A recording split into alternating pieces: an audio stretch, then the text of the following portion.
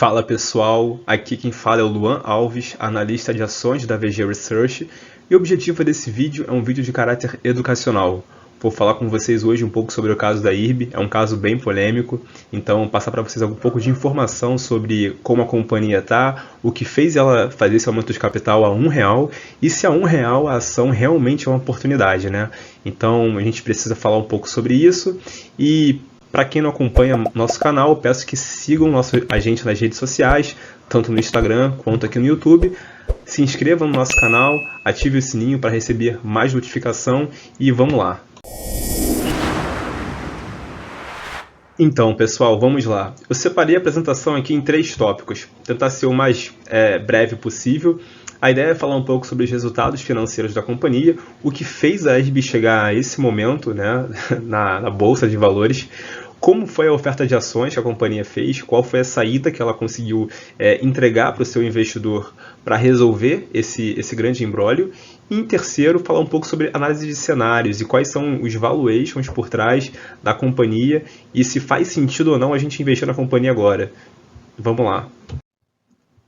Então, pessoal, essa tela aqui é a tela da Thomson, a plataforma que a gente utiliza para acompanhar o mercado de ações. E como vocês podem ver, a IRB é um daqueles casos extremamente complexos.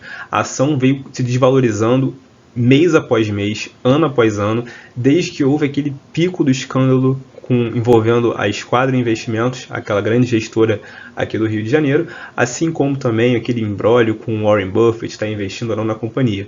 Acontece que a IRB perdeu a credibilidade que ela tinha e desde então foi difícil ela reconquistar isso do mercado. Como vocês podem ver aqui na apresentação, a ação da IRB chegou a negociar no começo desse ano a R$4 e mesmo após cair cerca de 90% até esse momento, a ação já acumula quedas de 70% quase até o fim da semana passada, né, quando eu construí esse vídeo para vocês. Então, assim, é um daqueles casos que não teve solução até então. A companhia fez o aumento de capital na sexta-feira, a precificação saiu a R$1 por ação e com isso a ação se desvalorizou ainda mais. A ação chegou a cair cerca de 22% na sexta-feira, fechou com uma queda de 13% aproximadamente e não teve ainda solução para esse caso da companhia. Então, pessoal, como vocês podem ver, nessa imagem a gente mostra para vocês a cotação da IRB ao longo dos últimos 5 anos. A IRB veio para a Bolsa em 2017, ela fez o IPO. Na época, a ação estava sendo negociada aproximadamente com preço ajustado de R$9. Ela passou por um desdobramento de ações. E a ação se valorizou muito desde então. A companhia conseguiu de forma... ela burlou, né? Essa é a verdade, ela burlou alguns resultados e conseguiu enganar o mercado por algum tempo. Em 2020, a companhia chegou a atingir a marca de R$42 por ação, uma marca histórica, e após o escândalo envolvendo a Esquadra Investimentos e também o Warren Buffett, a companhia não conseguiu recuperar a cotação daquele momento, né? A gente vê que no gráfico 2020 em diante, a companhia se desvalorizou de forma acentuada. Ela fechou na sexta-feira na sua mínima histórica de R$1,22. E desde então, né, a questão é que desde 2020 para cá, os fundamentos da IRB eles foram piorando, eles não melhoraram desde então. Então tem sido um caso de difícil recuperação para o investidor desde então. Ela está passando por uma reestruturação operacional e financeira, esse é um ponto muito importante. Ela veio fazendo a reestruturação operacional ao longo de 2020 e 2021, revisando alguns contratos, e o lado financeiro ele ficou um pouco mais fragilizado esse ano, e a gente teve mais uma reestruturação financeira para tentar adequar as condições e regras do regulador. Então, no caso, para a gente entender um pouco mais sobre essa reestruturação financeira da IRB, a gente precisa avaliar um pouco mais os resultados da companhia. Nessa imagem eu mostro para vocês como se comportou o índice de sinistralidade da IRB ao longo dos últimos 12 meses. Então, assim, a IRB é uma resseguradora. Na prática, o que ela faz é compartilhar o risco de um seguro com uma seguradora. Ela recebe um prêmio por isso, bota esse prêmio no bolso, rentabiliza esse valor para o seu acionista e, eventualmente, mais à frente, caso o sinistro ocorra, ela precisa honrar, né, e pagar esse sinistro. E o que houve é que em 2021 foi um ano difícil, onde a companhia teve uma sinistralidade um pouco mais elevada do que a média histórica por conta da pandemia do Covid. Em 2022 Também, não mais pelo Covid, mas sim pela quebra de safra que a gente teve no agronegócio no começo do ano, que impactou os resultados da companhia no segundo trimestre. Como vocês podem ver, a sinistralidade ela ficou relativamente alta, atingiu cerca de 124% nesse último trimestre. A sinistralidade histórica da companhia, né, a média, né, recorrente, deveria ser entre 70% e 80%, atingiu 124%, um patamar bem alto, e com isso a companhia reportou um resultado horroroso no último trimestre. E a tendência para o próximo trimestre é que ainda tem algum restício, né, desse impacto do agronegócio no terceiro tri desse ano, e com isso a companhia poderia se prejudicar novamente. Talvez não na mesma magnitude, mas ainda ter um resultado um pouco pressionado. E como vocês podem ver, com esse resultado mais fraco na sinistralidade, a gente teve um resultado líquido pior ao longo desse ano. Na altura desse campeonato, ninguém esperava que a IRB estivesse reportando resultados tão ruins, essa é a verdade.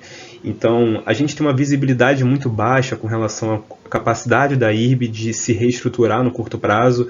A gente ainda carrega umas caudas de contratos que foram feitos em 2020 e 2021, que foram contratos ruins, mas o mercado como um todo esperava que a IRB, nesse momento, estivesse reportando resultados recorrentes um pouco melhores, principalmente por conta da melhora, né, dos indicadores de Selic, inflação, câmbio, que ajudam ela no resultado financeiro. Mas não foi o que aconteceu. A gente viu que o resultado líquido da IRB foi ruim ao longo do ano, então, como vocês podem ver, a IRB reportou lucro em apenas 2 trimestres dos últimos 6 trimestres, e foram lucros muito pequenos ali. Então a companhia entregou um prejuízo líquido, né, no quarto trimestre do ano passado, por exemplo, de quase 400 milhões de reais. E nesse trimestre foi mais um trimestre de prejuízo, e isso foi impactando os indicadores de solvência da companhia. Então, pessoal, esse gráfico mostra basicamente o porquê a IRB caiu tanto ao longo dos últimos 6 trimestres. Como vocês podem ver, nessa imagem a gente pode perceber a geração de caixa operacional da IRB tri após tri. Então, quanto a companhia conseguiu de fato entregar de resultado para o seu acionista em termos de geração de caixa, né, da sua operação. Como vocês podem ver, a companhia entregou uma geração de caixa nos primeiros 3 trimestres e depois ela consumiu de forma muito repentina, muito rápida e acelerada, esse caixa nos 3 trimestres posteriores. Então, se a gente considerar o 4T21, o 1T22 e o 2T22, a gente tem cerca de 2 bilhões de reais sendo consumidos, né, de caixa da companhia da sua operação. E com isso, os indicadores de solvência e liquidez da IRB foram piorando ao longo dos últimos meses. E por isso que a IRB hoje se encontra numa situação muito mais fragilizada do que estava há 12 meses atrás. E com essa série de prejuízos sendo acumulados e com o maior consumo de caixa, aconteceu que no último trimestre o índice de cobertura de provisões técnicas da IRB ficou bem baixo. Então, na prática, existe uma certa regulação por trás do setor de resseguro que pede que a IRB tenha ali um nível de cobertura para poder garantir de fato que ela consegue honrar com os passivos dela. E com a série de prejuízos que a companhia teve, consumo de caixa, esse índice de cobertura ele foi caindo. A companhia precisou então fazer um aumento de capital para compensar pelo menos 729 milhões de reais que hoje estavam ali sem cobertura. Então vamos lá. O próximo passo da IRB foi de fato ela conseguir levantar esses recursos financeiros. A companhia precisava de 730 milhões de reais para poder compensar aquela cobertura regulatória. O que ela fez então? Ela poderia emitir debêntures, mas nesse momento o mercado de crédito está bem pressionado, com yields muito altos, juros estão altos, inflação está alta, então talvez não fosse o melhor momento para ela tentar realizar uma emissão de debênture. E do mercado de capitais, né, o mercado de equity, de ações, a companhia precisou levantar 1,2 bilhões de reais e para isso ela lançou no mercado um aumento de capital social de mais ou menos 1 bilhão de ações. Dessa forma, a IRB conseguiu colocar 1,2 bilhões de reais a mais no caixa e, além disso, ela realizou 2 desinvestimentos. Ela vendeu a sede que ela possuía no centro do Rio de Janeiro e também a participação no Casa Shopping, um shopping de decoração na cidade. E com isso, ela conseguiu ter uma um caixa, né, total de mais ou menos 1,4 bilhões de reais, o que, fazendo frente com o que ela precisava, a gente tem ali uma sobra, né, de mais ou menos 650 milhões de reais para ela poder operar nos próximos trimestres. Esse hoje é o novo nível, né, de solvência e liquidez da IRB para os próximos trimestres. Então, olhando a situação da IRB hoje, né, após o aumento de capital, o que aconteceu? A gente teve o aumento de capital na sexta-feira passada. A companhia, antes do aumento de capital, ela possuía cerca de 1,2 bilhões de ações, né, no seu capital social. Após essa subscrição, ela chegou a 2,4 bilhões de ações. Então, ela, de fato, aumentou seu capital social de forma importante, né? Foram 1,2 bi de ações a mais, sendo precificadas a R$1. Com isso, o patrimônio líquido da IRB, que antes estava ali próximo de 3,2 bilhões de reais, agora está mais próximo de 4,4 bilhões de reais. O patrimônio aumentou pelo aumento da base, né, de número de ações que estão sendo de fato negociadas. Ao mesmo tempo, o VPA, valor patrimonial por ação, ele caiu. Essa relação ela é diretamente proporcional. O VPA, que antes estava próximo de 2,60, 2,58 para ser mais exato, agora está em 1,80. Então, o preço de antes de 2,50, né, 2,60, hoje está em 1,80. Esse seria o preço que é proporcionalmente semelhante. E nessa última linha tem o VPA Trading, né? Seria basicamente quanto a ação da IRB negociava de fato antes do aumento de capital. Antes de anunciar que ia ter oferta, a ação estava negociando entre R$1,90 e R$2, quando o mercado já especulava que teria algum tipo de aumento de capital, né? Alguma equação para melhorar a solvência da empresa. Então ela negociava R$1,90 e hoje, né, de forma proporcional, a gente chegaria numa faixa de preço entre 1,30 e 1,40, ali próximo de 1,36, que seria o novo preço, né, que faz semelhança com o preço que ela estava negociando antes do aumento de capital.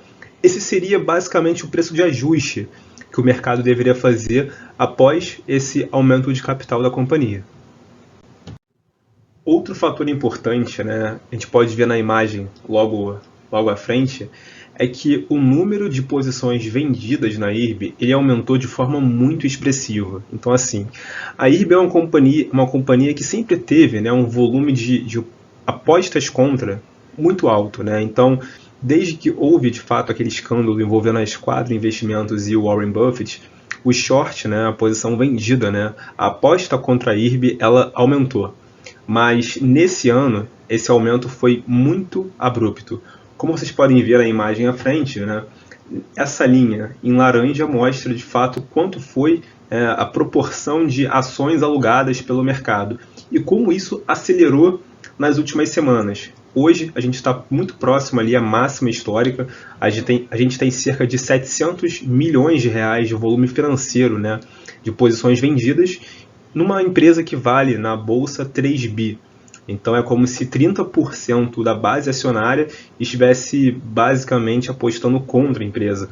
A gente tem ali uma taxa de aluguel de quase 100%, né, de aluguel ao ano.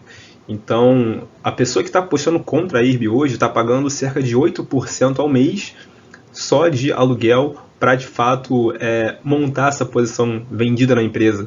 Então é como se a pessoa especulasse que a ação vai cair pelo menos 8%. 8% que ela tem que cair para a pessoa em um mês ficar no 0 a 0. Então, assim, houve de fato um volume muito expressivo de apostas contra a companhia e a gente precisa, de fato, acompanhar essa evolução nas próximas semanas. Acho que, assim, por fim, a gente precisa discutir um pouco sobre valuation, né? Uma companhia, por si só, cair de R$40 para R$1, sem acompanhar como os fundamentos dela, né, foram performando desde então, não diz muito. Então, nessa tabela eu mostro para vocês como está, né, os pares setoriais da IRB, né, como eles vêm entregando rentabilidade, como eles negociam na bolsa e como isso faz frente com o que a IRB hoje negocia na bolsa. A gente tem ali, por exemplo, a Munich Re, a Swiss Re, Allianz, Zurich, empresas que estão atuando no setor de resseguro, mundo afora, que estão hoje entregando rentabilidades médias que oscilam entre 11% e 16%, algumas acima do custo capital, outras abaixo, todas negociando entre uma vez o valor patrimonial e 2 vezes o valor patrimonial projetado. Hoje a IRB negocia abaixo do valor patrimonial, quando a gente projeta 12 meses à frente.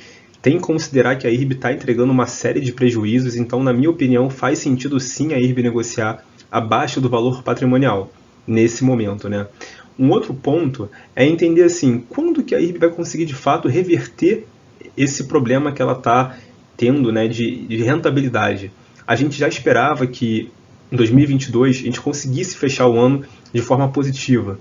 Então, falando com a empresa recentemente, a gente esperava, né, no começo do ano que nesse ano de 2022 ela conseguisse entregar uma rentabilidade, né, próxima de 200 milhões de reais de lucro líquido.